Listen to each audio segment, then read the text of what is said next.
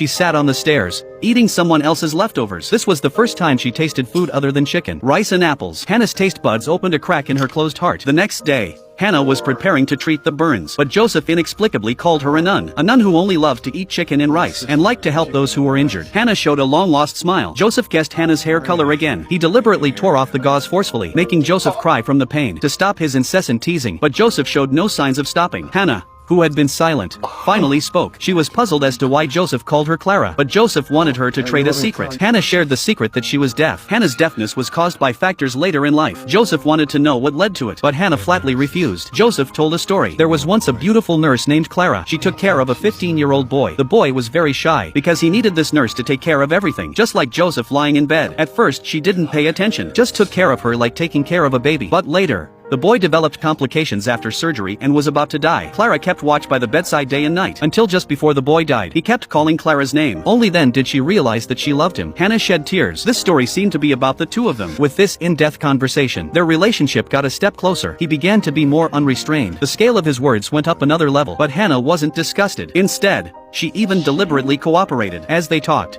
Joseph quieted down. Hannah considerately covered him with the quilt. This man in front of her had unknowingly entered Hannah's heart, but Joseph's teasing was actually to hide his inner guilt. The next day, the chef on the platform came to visit him. He thought it was Hannah who asked him to come. The two inadvertently chatted about her, but the chef deliberately changed the subject. Joseph joked that you must like her. She's not married and has no boyfriend. In fact, the person who died in the explosion a few days ago had a relationship with Joseph. Hannah listened over and over again to the woman on the phone saying I love you. She also repeated it over and over. Hannah longed for love. In the afternoon, she came to the ward. Seeing that Joseph's quilt wasn't covered, Hannah immediately covered him with the quilt. This time she came beyond the scope of work, and Joseph also told her a secret. When he was a child, his father once took him boating to the sea, but for some unknown reason, his father lifted him up and threw him into the sea like that, no matter for what purpose. This incident left him with deep psychological trauma. Joseph's condition did not improve. He needed treatment as soon as possible. The day after tomorrow someone would come to take him away. Hannah questioned how the accident happened. The station chief recounted what happened. In fact, the man who died had walked into the sea of fire on his own, and Joseph was seriously injured in order to save him. The next day,